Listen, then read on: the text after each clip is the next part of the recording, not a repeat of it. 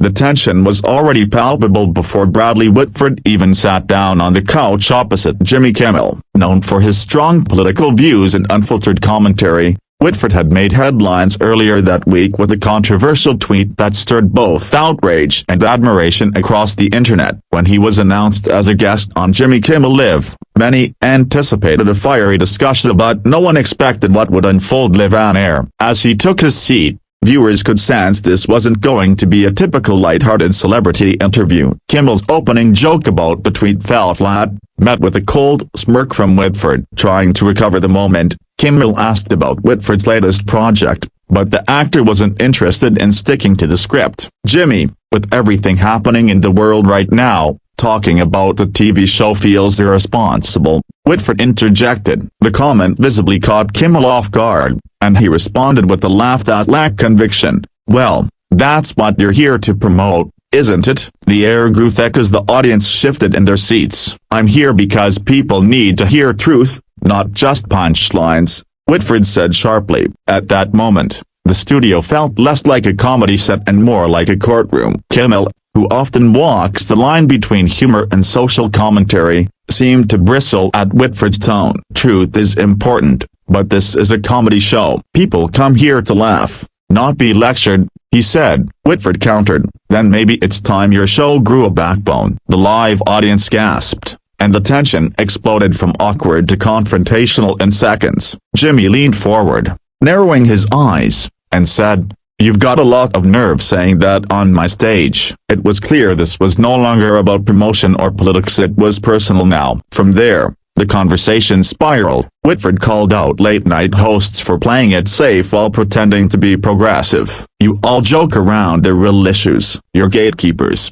not rebels," he snapped. Kimmel shot back, "I've done more to call out hypocrisy than most in Hollywood." But Whitford wouldn't let go. "Only when it's safe. You'll never risk your ratings." The room fell eerily silent. Kimmel's expression hardened, and he signaled to producers, likely asking them to prepare for an early commercial break. But it was already too late. The damage was unfolding live. Trying to regain control, Kimmel tried steering the segment back on track. "Let's just talk about the show," he said firmly. But Whitford replied, "What's the point? You're not listening. Just performing." The insult stung, and Kimmel, who had been patient up until that point, snapped, "Okay, Bradley, if you're not going to have a civil conversation, maybe this interview is over." Whitford didn't hesitate. He stood up, removed his mic, and looked directly into the camera. "America deserves better than sugar-coated satire. Think for yourselves." The audience was stunned, some clapping,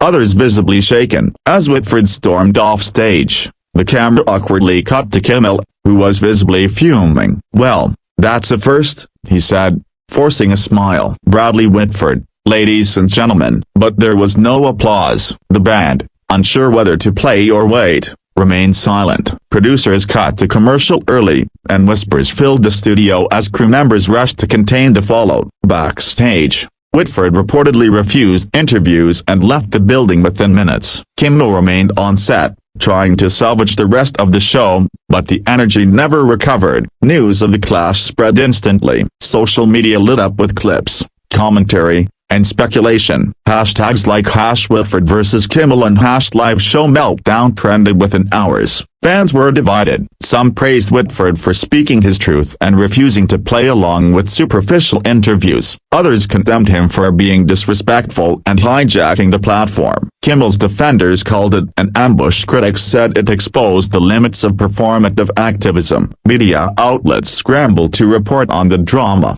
turning a late-night segment into a nationwide conversation. Kimmel addressed the incident briefly in his monologue the following night. "So, last night got interesting," he joked. "I invited Bradley to talk about his work, and instead I got a lecture. I guess that's showbiz." The crowd laughed, but the undercurrent of frustration was clear. He didn't apologize, nor did he condemn Whitford outright. It was a measured response, likely crafted with his team to avoid fanning the flames. But the damage had been done. The incident had already taken on a life of its own, sparking debates far beyond the confines of late-night TV. Whitford, meanwhile, took to social media with a lengthy post defending his actions. "I didn't go on Kimmel to fight. I went on hoping we could have a real conversation. But when you try to speak honestly in a system built for laughs, you get labeled as disruptive," he wrote. The post gained traction, with supporters applauding his courage and critics accusing him of arrogance. He ended his statement with,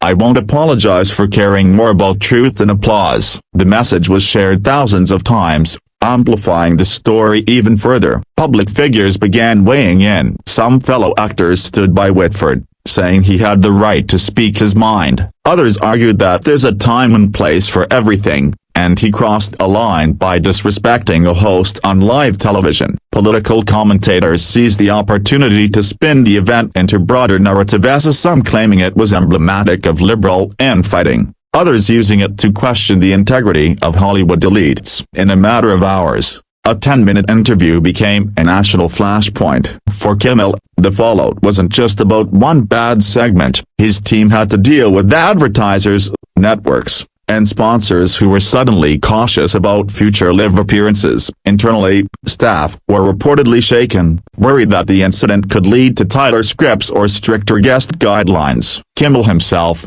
always known for his cool composure, was said to be frustrated but determined to move on. "This won't define the show," he told one source, "but it's definitely a reminder of how volatile things can get." Behind the scenes, other celebrities began quietly reconsidering their own appearances on Jimmy Kimmel Live. Publicists reached out to producers, asking for more clarity on interview topics, or in some cases, postponing bookings altogether. The ripple effect was real. Whitford's outburst had cracked the illusion of total control in late-night television, reminding everyone that live TV still has the power to surprise you and to explode. Kimmel, ever the showman, now had to find a way to bring viewers back on board without losing his authenticity. In the weeks that followed, Whitford's next public appearance came during a political panel discussion, where he was asked about the Kimmel fight. He stood by everything he said, doubling down on his belief that celebrities should use their platforms for more than self-promotion. "We've got enough fluff. What we need is backbone,"